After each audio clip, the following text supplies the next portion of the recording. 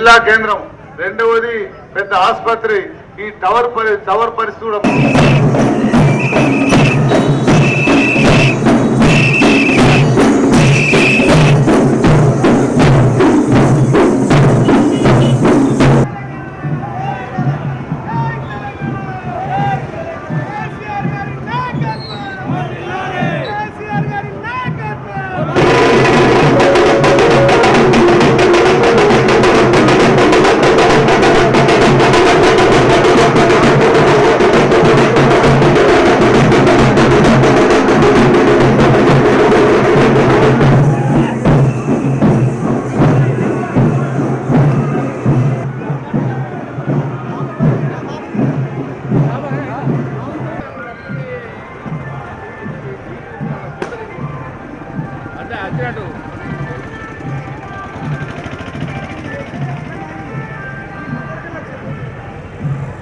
జై కేసీఆర్. జై కేసీఆర్.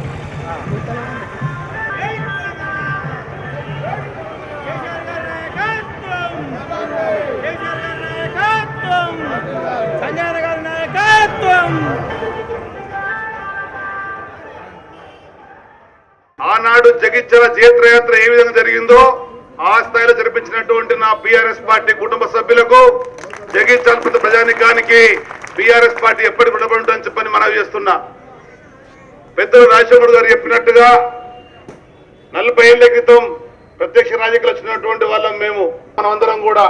కనుకనే వాళ్ళు మన జరిగినటువంటి ఎన్నికల్లో కాంగ్రెస్ పార్టీ ఎంత ఊపున్నా కానీ జగిత్యాల్లో తిరుగులేని శక్తిగా సంజయ్ గారి నాయకత్వంలో జగిత్యాల కాన్ఫరెన్స్ ఉందని చెప్పని నిరూపించినటువంటి ఓటర్లకు మనం జీవితంతో రుణపడుతుందని చెప్పని మనవి చేస్తున్నా.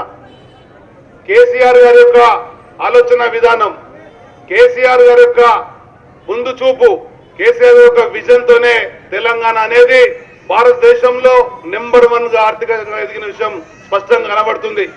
నిన్న మనం చూస్తున్నాం, అనుభవించినటువంటి జీవన్ రెడ్డి గారు కానీ, ముఖ్యమంత్రి రేవంత్ రెడ్డి గారు కానీ, ఆ వర్గం అంతా కూడా చెప్పేటువంటిది కేంద్ర ప్రభుత్వం తెలంగాణ రాష్ట్రానికి గాడిద గుడ్డు ఇచ్చిందని చెప్పని. గాడిద గుడ్డు అనే పదం మనం మాట్లాడడం కానీ, వాస్తవ కేంద్ర ప్రభుత్వంకి ఒక పైస రాకున్నా కానీ తెలంగాణ రాష్ట్రంలో ఉండేటువంటి సమగ్ర అభివృద్ధి కొరకు పాటుపడేటువంటి ఏకైక నాయకుడు కేసీఆర్ గారి పని మనం చేస్తున్నా. కేసీఆర్ గారు మంత్రివర్గం పనిచేసింది.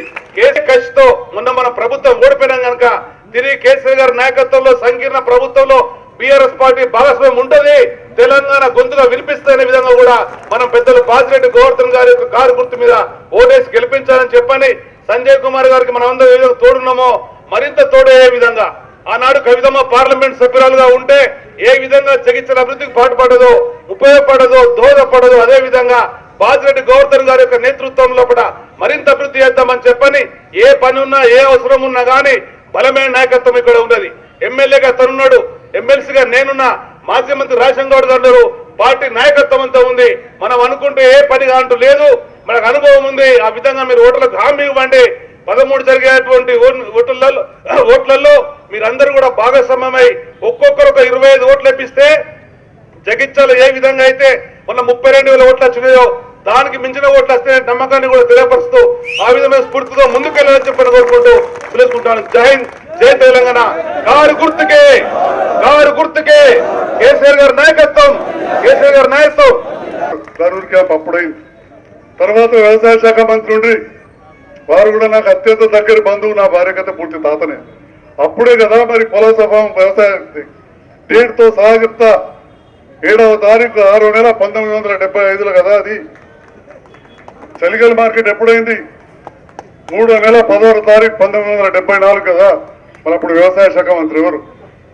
అట్లు అంచెలంచెలుగా రమణన్న గారి నేతృత్వంలో ఇవాళ నర్సింగ్ కాలేజ్ కావచ్చు, గౌరవ పెద్దలు రాజశేఖర గారి నేతృత్వంలో బస్ స్టాండ్, దవాఖానా, ఒక తమ్ముళ్లాగా ఉన్నా నేను వయసులో పెద్ద అయినా వారి సహకారంతో వారికి నేను తెలియజేసిన జగిత్యాల్లో ఈ సమస్యలు ఉన్నాయి, ఇట్లా చేద్దామంటే ఎప్పటికప్పుడు స్పందిస్తూ ఒక అక్కలాగా నాతో ఉన్నారు. నేను వయసు వచ్చిన నేను చెప్పిన కాంగ్రెస్ ప్రభుత్వం ఆర్భాటంగా మొదలుపెట్టింది, కొంచెం దూరం అయినా కానీ మనం చెయ్యాలి. 4,000 ఇళ్ళు ఆగిపోయినాయంటే 4,520 ఇళ్ళు ముఖ్యమంత్రి గారి నిద్రంపై కలిసి అడిగినామని చెప్పి తెలియజేస్తా ఉన్నా.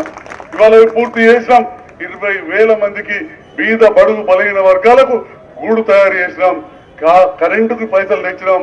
నీళ్ళకి పైసలు తెచ్చినాం, ప్రభుత్వం పోయింది, అది పూర్తి చేస్తానని మాట ఇచ్చిండ్రు, 5,000 ఇళ్ళు పూర్తి చేస్తానని మాట ఇచ్చిండ్రు, బూరెలు తింటా అన్నారు, మరి ఇవాళకి ఇవ్వలేదు. మీ బలంతో ఎలక్షన్ల తర్వాత రమణన్న గారు నేను ఇదివరకే ఇండ్ల మంత్రిని కలిసినాం, ముఖ్యమంత్రి గారిని నేను పోయి కలిసి వచ్చిన, మళ్ళీ కలుస్తాం తప్పకుండా, ప్రతి వాళ్ళు కూడా అక్కడ వసతి చేస్తామని చెప్పి ఈ సందర్భంగా తెలియజేస్తా ఉన్నాం. మేము ఇచ్చిన అవకాశాన్ని అందిపుచ్చుకొని 1,000 కోట్ల అభివృద్ధి పట్టణానికి చేసినాం. కేసీఆర్ గారి నేతృత్వంలో ఊరూరా చెరువులు తవ్వినట్టు జగిత్యాల చుట్టూ చింతకుంట చెరువు, కళ్ళపల్లి చెరువు, మోత చెరువు ఎంత అందంగా చేసినామో మీరు చూడొచ్చు. అదే విధంగా టవర్కు 3 వైపుల రోడ్లు కొత్తగా మొత్తం పాడైతే వేసినాం, హనుమాన్వాడ రోడ్ వేసినాం, సెంట్రల్ లైటింగ్ చేసినాం, బీట్ బజార్ రోడ్ చేసినాం, పక్కా నిజామాబాద్ దానిక రోడ్ చేసినాం. మీరు చూస్తా ఉన్నారు నిజామాబాద్ రోడ్. ఈ రకంగా చెప్పుకుంటూ పోతే కేసీఆర్ గారి నేతృత్వంలో కలెక్టరేట్ వచ్చి జిల్లా అయిపోయి కొంత అభివృద్ధి అయింది. దాదాపు ఈ పట్టణంలో ఒక్క పార్క్ కూడా లేకుండే, అట్లాంటిది మనం పార్కులు, జిమ్ములు ఇవన్నీ కూడా చేయడం జరిగింది. శ్మశాన వాటికలు బ్రహ్మాండంగా చేసుకున్నాం. మన ఊరు మనబడి, మన బస్తీ మనబడి కార్యక్రమంలో నియోజకవర్గం అంతా కూడా కేసీఆర్ గారి నేతృత్వంలో పనులు ప్రారంభమైనవి. ఎస్కేఎన్ఆర్ కాలేజ్ కావచ్చు, మహిళా కాలేజ్కు అదనంగా నిధులు తీసుకొచ్చినాం, నర్సింగ్ కాలేజ్ పూర్తి చేసినాం, మెడికల్ కాలేజ్ తీసుకొచ్చి బీద బడుగు బలహీన వర్గాలకు వైద్య సేవలు అందే విధంగా కృషి చేశామని చెప్పి ఈ సందర్భంగా తెలియజేస్తా ఉన్నాం.